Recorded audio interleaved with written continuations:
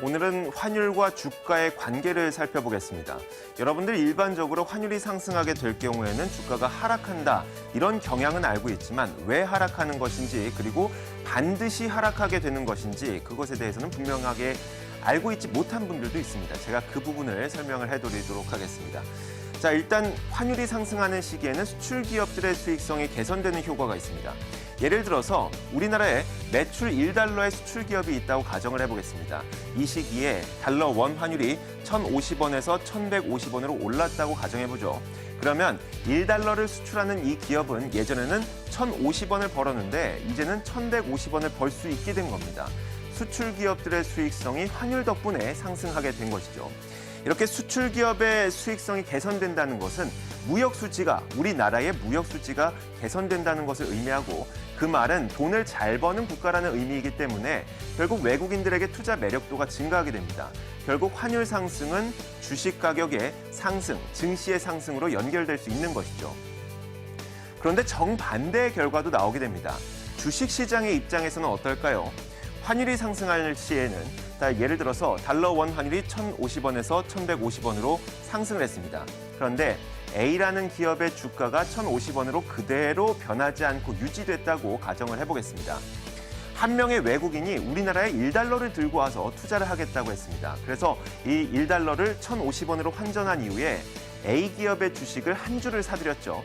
그런데 시간이 얼마 지나지 않아서 외국인이 이 돈이 필요할 때가 됐습니다. 그래서 A 기업의 주식을 다시 팔아야 되는데 A 기업의 주식은 주식 가격이 현재 1,050원으로 변하지 않았습니다.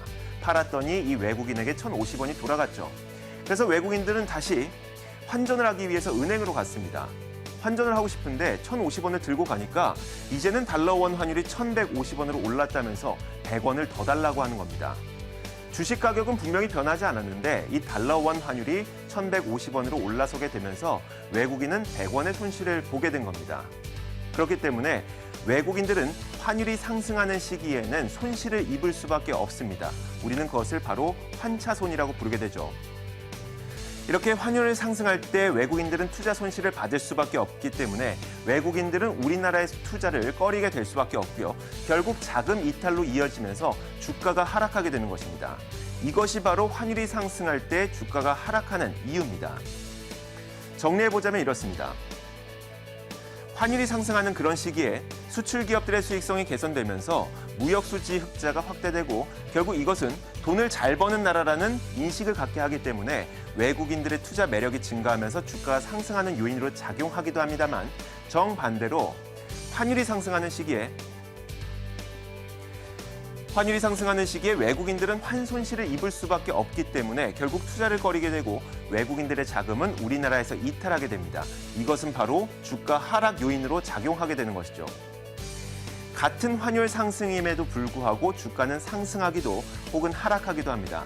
하지만 개인이나 외국인이나 마찬가지로 이 환손실이라는 것은 직접적이고 즉각적으로 나타나는 현상이기 때문에 환손실을 피하고 싶어하는 외국인들 때문에 대체로 환율이 상승하는 시기에는 외국인들이 주식 투자를 꺼리게 되고 결국 주가는 하락하는 경향이 더 짙게 나타나게 됩니다.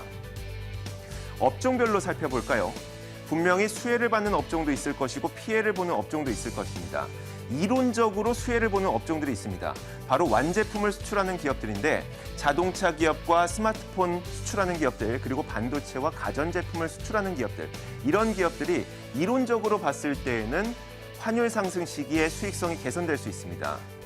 바로 1달러짜리 물건을 팔았을 때 예전에는 1,050원만 벌었지만 이제는 1,150원을 벌 수 있기 때문이죠. 하지만 제가 누차 강조를 해서 이론적으로 수혜를 받는 기업이라고 이야기할 때에는 이유가 있습니다. 바로 이렇게 완제품을 수출하는 기업들은 대체로 이 달러로 거래를 하기 때문에 달러 부채도 갖고 있습니다.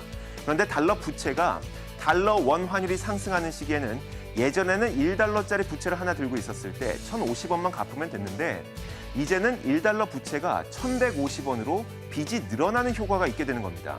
그렇기 때문에 환율 상승 시기에 수출 기업들의 수익성 개선이 그렇게 크게 나타나지 않는 것이죠.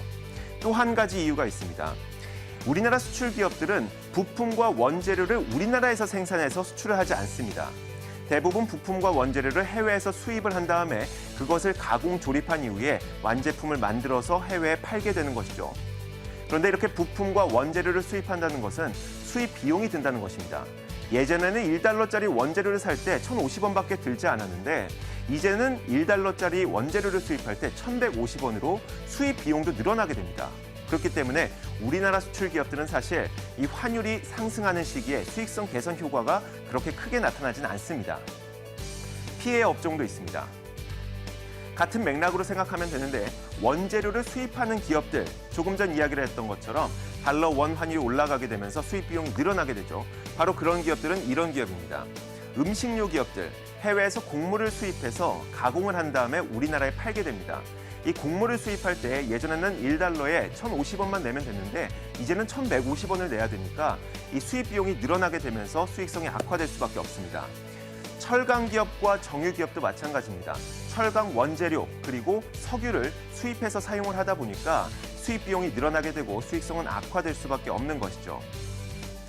결론적으로 환율이 상승하는 시기에 주가는 상승할 수도 혹은 하락할 수도 있습니다. 하지만 하락하는 경향이 대체로 짙죠. 그런데 마지막으로 한 가지만 말씀드리겠습니다. 사실 우리가 기업을 바라볼 때 기업의 주요 수입원은 환율이 아닙니다. 기업의 주요 수입원은 제품 경쟁력이죠. 환율은 객에 불과합니다. 만약에 제품이 잘 팔리게 됐을 때 수익성이 더 높아지느냐, 덜 높아지느냐를 결정하는 것이 환율이라는 얘기죠. 주는 제품의 경쟁력, 그리고 객이 환율입니다. 그렇기 때문에 여러분들은 주와 객을 전도해서 생각하면 안 되는 겁니다. 자, 오늘 이야기 여기까지였고요. 여러분들에게 궁금증을 계속 받고 있습니다. 앞으로도 계속 여러 가지 채널을 열어놓을 테니까 여러분들의 많은 참여 기다리도록 하겠습니다. 시장을 읽는 남자였습니다.